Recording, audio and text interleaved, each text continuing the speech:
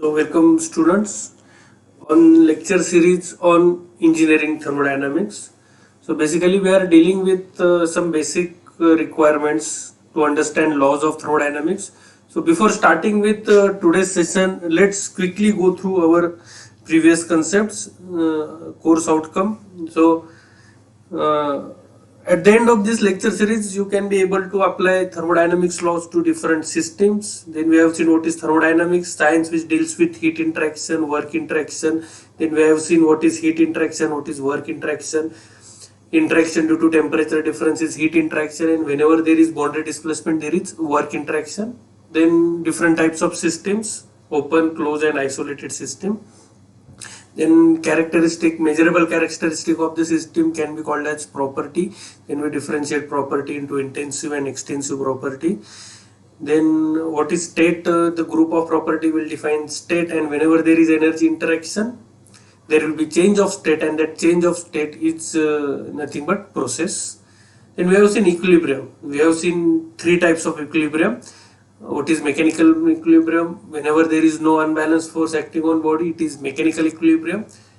As long as the composition of system remains constant, it is chemical equilibrium. And if there is no temperature gradient, then it is thermal equilibrium. And if body have all three equilibrium, then it is thermodynamic equilibrium. Then we have seen quasi-static process, which is hypothetical concept. No process can be a quasi-static process in nature, but we can approximate extremely slow process as a quasi-static process. So basically it is process in which system remains in equilibrium throughout the process. Then we have explanation of quasi-static process. Now let's start with today's topic, that is zeroth law of thermodynamics. The zeroth law of thermodynamics states that if two bodies are in thermal equilibrium with a third body, they are also in thermal equilibrium with each other. Okay, so this zeroth law of thermodynamics gives basis of temperature measurement. So just go through second point. By replacing the third body with a thermometer, the zeroth law can be restated as two bodies are in thermal equilibrium if both have the same temperature reading, even if they are not in contact. So it is very I don't think there is much elaboration required for this zeroth law of thermodynamics. So if two bodies are in thermal equilibrium with third body, basically they both are in thermal equilibrium with each other, means all three body will be at same temperature. Now how it is basis of temperature measurement? Now consider if you have any random body and your target is to measure temperature of that random body.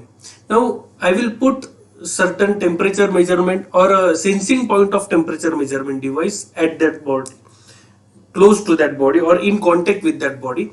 So that body and sensing point will be in thermal equilibrium. So as they are in thermal equilibrium, temperature of both point will be same, and if you know the temperature of that sensing point, that will be equal to the temperature of that body. Now how to measure temperature of that sensing body? For example, we can have different property which has effect directly due to temperature. For example, expansion. At higher temperature, liquid have higher expansion. At lower temperature, liquids will have lower expansion. So if you have mercury thermometer with you, and if you put sensing point of that thermometer near to that body, that sensing point and body will achieve thermal equilibrium. So basically both will be at same temperature, and the expansion of mercury into the thermometer depends upon temperature of that sensing point. So if body have higher temperature, expansion will be more. If body has lower temperature, expansion will be less. So in this way we can manipulate or we can predict temperature of that unknown body or unknown temperature of that body. So this is one of the method to measure temperature by using mercury. So in this method we use the expansion of liquid due to temperature difference. Now second thing, if you have thermocouple with you, thermocouple is the joint of two different metals, so you already know what is thermocouple. And if you put hot junction at the body or in contact with body, so again there will be thermal equilibrium between one joint of thermocouple and that body, so they both will be at same temperature. Now as it is hot junction, it will induce EMF. It will induce EMF, and EMF induced into the circuit is related to the temperature. So by measuring that EMF induced, you can measure or you can predict temperature of that unknown body. So basically this is logic behind measuring temperature measuring device. So you have to put your sensing point near or in contact with the body, so that temperature will affect one or more property of that measuring device. Expansion in case of mercury thermometer and EMF induced in case of thermocouple, and by measuring that expansion or EMF induced, you can predict temperature of the body. So this is about zeroth law and logic behind temperature measurement. Now next point, temperature scale. Okay, before starting with temperature scale, let's discuss about temperature. So what is temperature? So temperature basically it is indication or it is indication of internal energy. High temperature means body will be at higher energy level, lower temperature means body will be at lower temperature level, lower energy level. So whenever two bodies with different temperature comes in contact with each other, it means one body possesses high energy level and one body possesses low energy level. So to maintain that balance, there will be transfer of energy from high temperature to low temperature, and that transfer of energy we call it as heat. So that is transfer of heat energy due to temperature difference. So this is basically temperature. You can call it as temperature.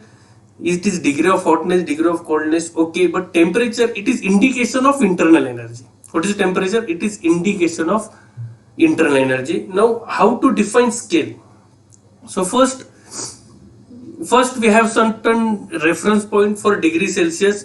If you have water at 1 atmospheric pressure and the point where water starts freezing, it is denoted at 0 degrees Celsius, and the point where water starts boiling, it is 100 degrees Celsius, and in between you can divide it into 100 parts, so you can have scale from 0 to 100. Also water starts freezing at 32 Fahrenheit and it will start boiling at 212 degree Fahrenheit. Then next unit is Kelvin scale. So what is Kelvin scale? We have for Kelvin scale we have reference point. The triple point of water is assigned as 0 Kelvin. It is also called as absolute zero temperature. So we will have detailed discussion about triple point of water in future lectures. But just remember what is Kelvin scale.